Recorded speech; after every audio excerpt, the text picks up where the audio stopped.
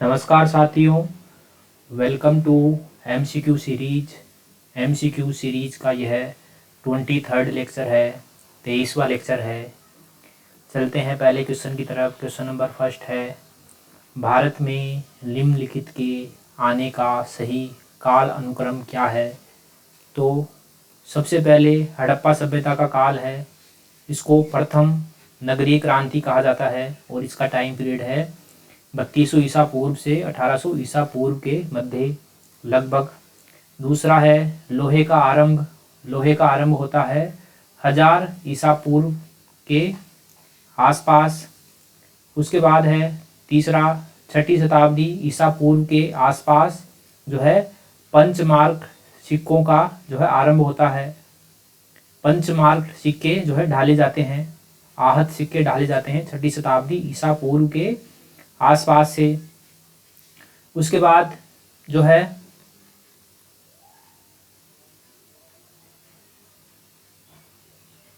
उसके बाद सोने के सिक्के जो है निर्गत किए जाते हैं 2री शताब्दी ईसा पूर्व के आसपास। और पहली बार जो है भारतीय उपमहाद्वीप में सोने के सिक्के जो है चलाए गए हिंद यूनानी शासकों के द्वारा 2री शताब्दी ईसा पूर्व के जो है आसपास से। ठीक है, तो देखते हैं इसमें ऑप्शन ए है लोहे का हल।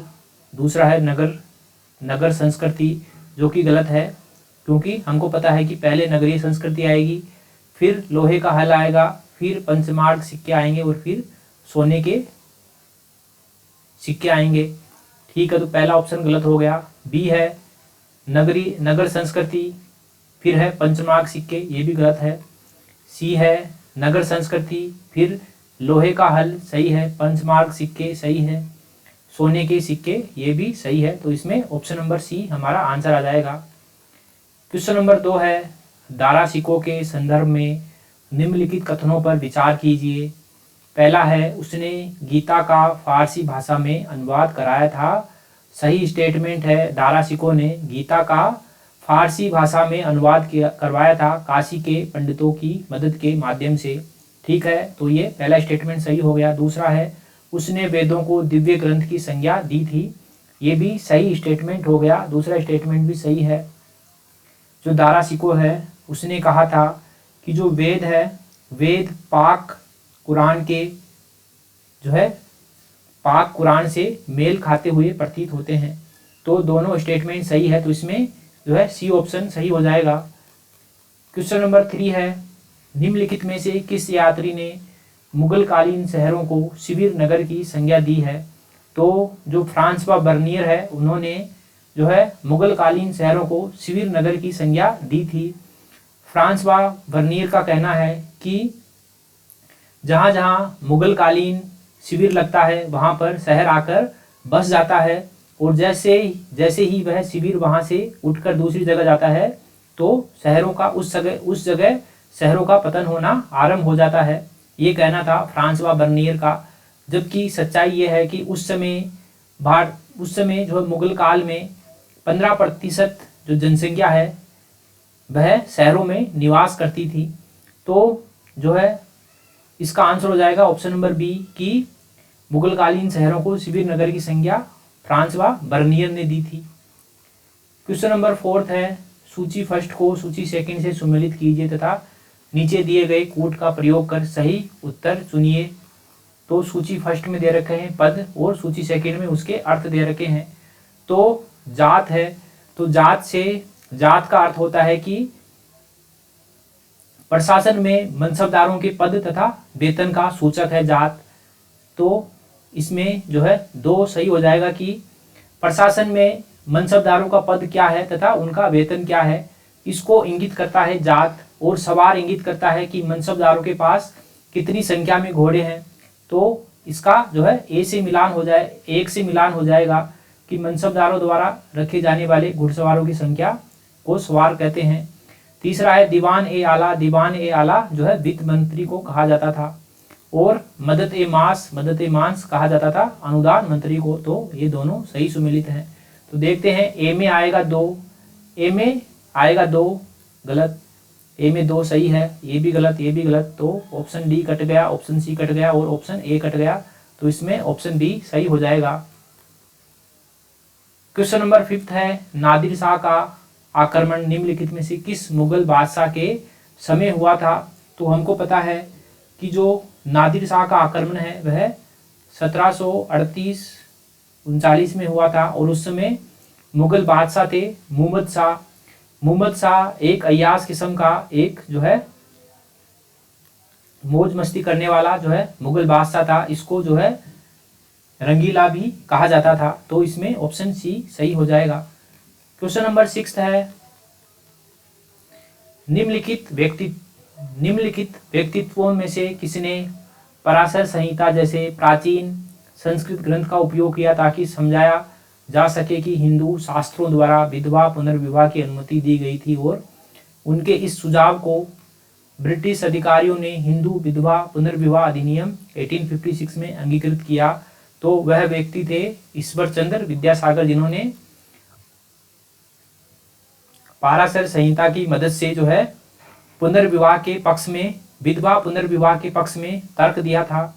और जो पराशर संहिता है यह एक संस्कृत का प्राचीन विधि ग्रंथ था, तो इसमें ऑप्शन नंबर बी सही हो जाएगा। क्वेश्चन नंबर 7 है, निम्नलिखित युगों में से कौन से सुमेलित हैं? तो पहला है हिंदू विधवा पुनर्विवाह अधिनियम, और ये कब आया था? हिंदू विधवा पुनर्विवाह अधिनियम आया था 1856 में, और ये किसके टाइम पीरियड में आया था? यह लॉर्ड कैनिंग के टाइम पीरियड में आया था, और यहाँ दे रखा है लॉर्ड विलियम बेंटिक, जो कि गलत है। दूसरा है नेटिव मैरिज एक्ट, और ये आया था 1872 में, 1872 में आया था नेटिव मैरिज एक्ट 1872 में। और हिंदू विधवा पुनर्विवाह अधिनियम आया था 1856 में। तो जो नेटिव मैरिज एक्ट आया था यह लॉर्ड नॉर्थ ब्रुक के जो है टाइम पीरियड में आया था, जो कि सही है, सही युग में दे रखा है। तीसरा है शारदा अधिनियम, और शारदा अधिनियम आया था लॉर्ड इरविन के जो है टाइम पीरियड में, जो कि सही दे रखा है। तो इसमें 2 और 3 सही हो जाएंगे, तो इसमें ऑप्शन बी सही आ जाएगा। क्वेश्चन नंबर 8 है,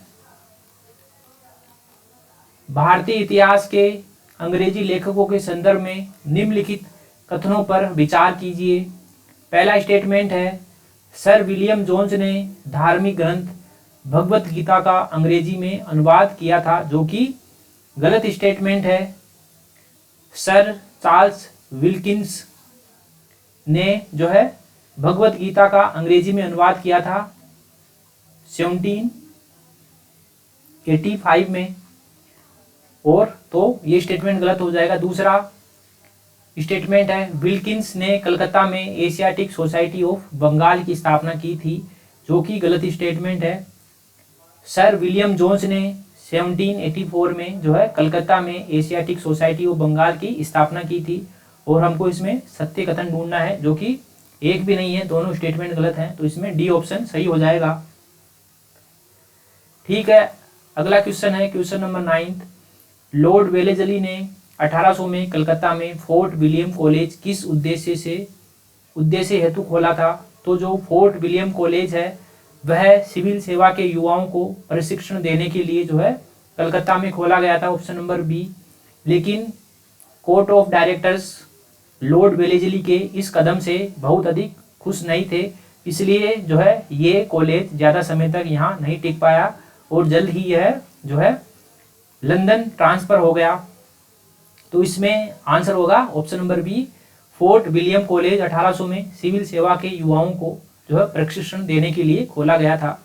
क्वेश्चन नंबर 10 है, निम्नलिखित युग्मों पर विचार कीजिए। एक तरफ दे रखा है लेखक और एक तरफ दे रखा है उनकी रचना। तो हरिसेन के सामने दे रखा है बृहत कथा कोश, जो कि सही है। बृहत कथा कोश की रचना 6ठी शताब्दी ईस्वी में हरिसेन के द्वारा की गई थी, और बृहत कथा कोश हमको भारतीय क्षेत्र की भाषाओं वेशभूषाओं के बारे में जो है जानकारी देती है। उसके अलावा उसके तो जो पेयर एक सही है। दूसरा पेयर है भास्कर, तो भास्कर ने जो है लीलावती की रचना की थी, और जो लीलावती ग्रंथ है वह एक गणित का ग्रंथ है, और ये भी 6ठी शताब्दी ईस्वी का ग्रंथ है, तो दूसरा भी सही है। तीसरा है पाणिनि, तो हमको पता है पाणिनि ने अष्टाध्यायी की रचना की थी, और इसमें जो है न्याय दे रखा है, जो कि गलत स्टेटमेंट है। न्याय की रचना की थी गौतम ने, न्याय की रचना की थी गौतम ने। तो हमको इसमें सही सुमेलित जो है चूज करना है, तो 1 और 2 इसमें सही सुमेलित है, 1 और 2, तो इसमें ऑप्शन नंबर ए सही हो जाएगा। ठीक है साथियों, MCQ सीरीज का 23rd लेक्चर यही समाप्त होता है। मिलते हैं अगले लेक्चर में, तब तक के लिए थैंक यू वेरी मच।